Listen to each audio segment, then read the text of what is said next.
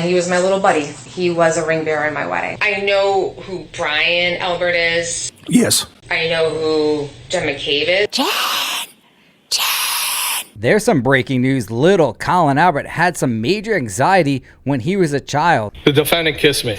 How did she kiss you? Not like a friend. Lip to lip, is that fair to say? Yes. And what was your reaction to that?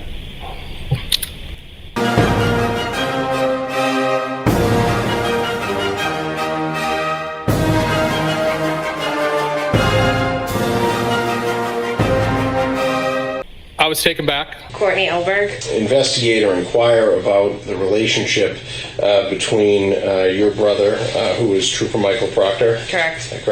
And Julie and Christopher Albert. Yes. There she is, Courtney Proctor, sister of former Massachusetts State Trooper Michael Proctor. She's being questioned about Michael Proctor's relationship with any of the witnesses for which he was involved with regarding the investigation of the death of John O'Keefe. Let's watch. Do you know Julie and Chris Albert? Yes, I know them. How do you know them?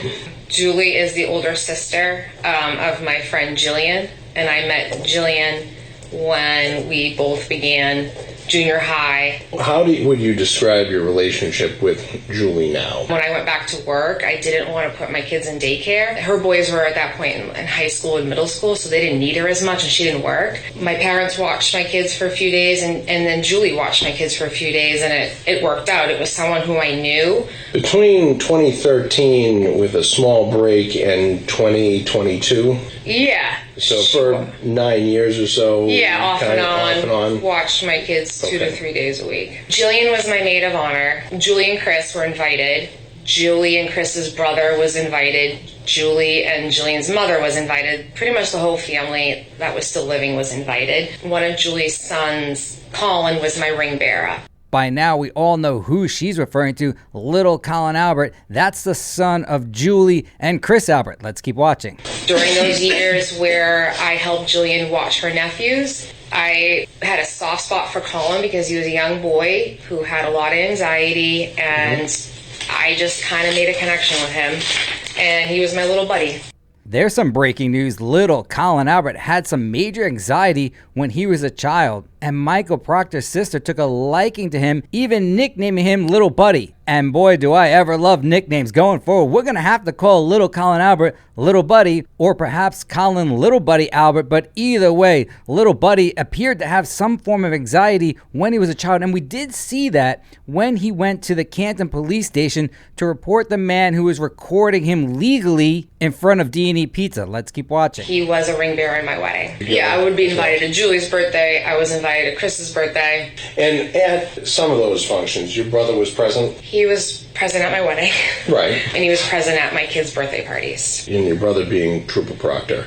Yeah. He was present, obviously, at your kids' birthday parties, which were held at your house, I imagine. My house or my parents' house. Or how did your brother come to know Julie and Chris Albert? He came to know them through me. I guess to sum it up, what would you say your view of your brother's relationship is with Julie and Chris Albert? He knows who they are. He's friendly, but it's my sister's friends. That's really the extent of it. Your brother knows who they are. Yeah. He knows that they're friendly with you. Yes. He knows that Julie babysits your kids and enjoys somewhat of a quasi-close relationship with you, because if it's a 9-year relationship watching your kids, I think by the very nature of that, it has to be at least a quasi-close, and trusted relationship. Yes. And did you ever know him to socialize with them without you? Never. No. He didn't even have their phone numbers. Okay. He had to ask me for their phone numbers. This is exactly why we train witnesses until they understand to only answer a yes or no question with a yes or no. Notice the question called for a yes or no answer with regard to whether or not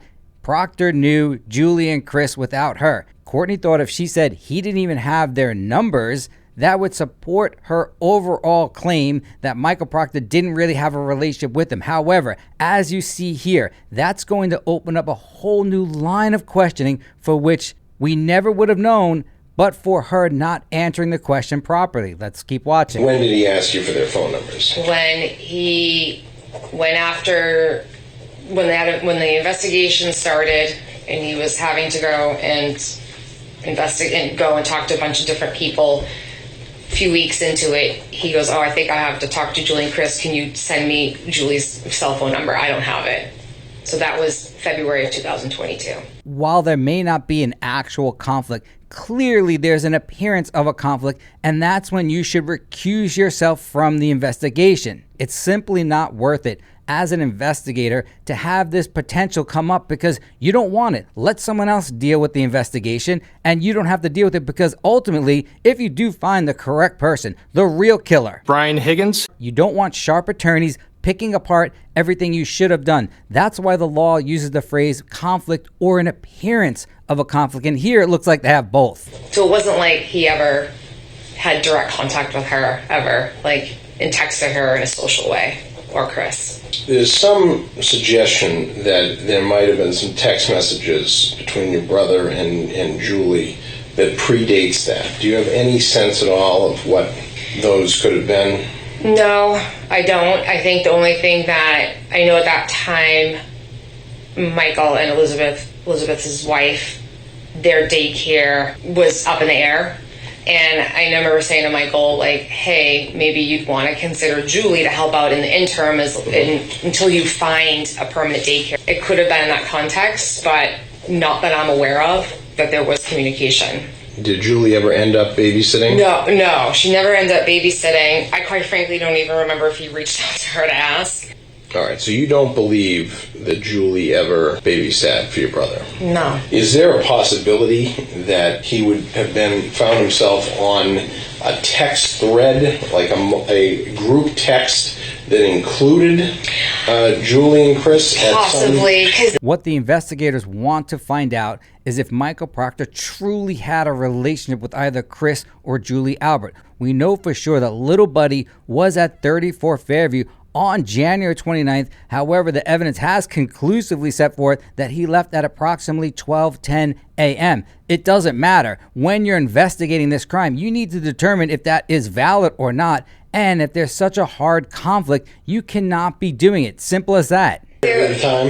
My son was a bit mischievous at his school, so there were times where we did have a group text where Julie would text me saying, got in trouble. There could have been a group text where I included my brother to kind of tease that. At 3 years old, my son got sent down to the principal's office, so there could have been a group text where because my brother and I tease each other a lot, so there could have been a group text where I added my brother to kind of tease about getting in trouble at school, because that happened a few times. So it's possible there was a group text, to be honest, where it could have been my brother and Julie on it, and it was in the context of an update of getting in trouble at school. I can't imagine any kid with Michael Proctor's lineage getting in any trouble, especially at 3 years old. Did you know any of the other people that have been involved with this case, witnesses or? I know who Brian Albert is. Yes. I know who Jen McCabe is. Jen. Like, I know who they are. Yeah. If I went to a sporting event and I saw them, I'd be like, oh, hey, how you doing? But that's the extent of how well I knew them. Who would you say are the ones that are most acquainted with your brother?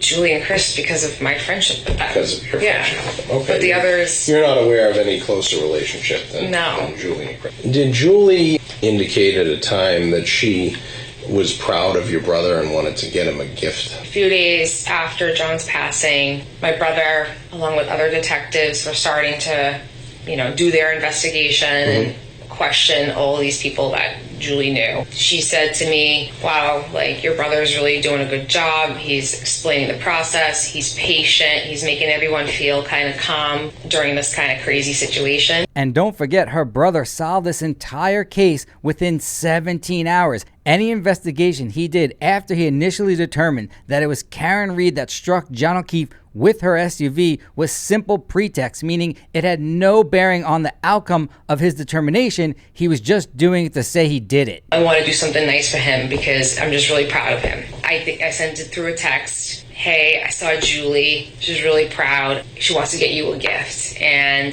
it was because 3 days of being away, he was gone for 3 days doing this investigative work. I was proud of him. It was like a big thing happening in our town. And I was just said it and like, hey, I'm really proud of you as a sister. You're doing a good job, and other people are noticing it. There was never a gift given. There was never anything beyond me saying that as, hey, I'm really proud as your older sister. Like, you're doing this big thing. His response to me was, don't get me a gift, get Elizabeth a gift. And it was a joke because Elizabeth was home with the two boys. She was home for 3 days straight while he was gone doing all of his whatever he needed to do. He was in the doghouse, so he was like, if anybody deserves an award for anything right now, it's Elizabeth. She's been doing everything by herself with the boys. And he kind of said that to me more as like a joke. If you don't get me a gift, get Elizabeth one. She's stuck home with the boys. Ever the humble trooper Michael Proctor giving his wife all the praise while he's doing all the work, and apparently he was in the doghouse with his wife for performing his job for 3 whole days straight. Ultimately, Julie's offer to get Michael a gift had no real consequence on this case. The real issue was Michael Proctor was clearly conflicted and should not have been involved in this investigation at all. These were not loose connections. They were strong ties to people who clearly were material witnesses to this crime. And once it was revealed that little buddy was in that house along with other people that left prior to John O'Keefe actually arriving, he definitely should have recused himself from this investigation. Ultimately, no charges were filed with regard to any type of corruption relating to Michael Proctor's connection to the Alberts. And because Michael Proctor rushed to judgment to blame Karen Reed for John O'Keefe's death, he failed to properly investigate the big boy, Brian Patrick Higgins, old Higgy Bear, who texts John at 12:20, "You coming here," followed by 3 question marks. Yes, I said, are you coming here? Followed by 3 question marks. And then just moments later, sprung and attacked when John O'Keefe arrived at 34 Fairview. So no matter how much Michael Proctor missed in his investigation, that's not going to stop or derail ours, because we will never, ever stop producing these videos until the real killer, Brian Higgins, is brought to justice. the defendant kissed me. How did she kiss you? Not like a friend. Lip to lip, is that fair to say? Yes. And what was your reaction to that?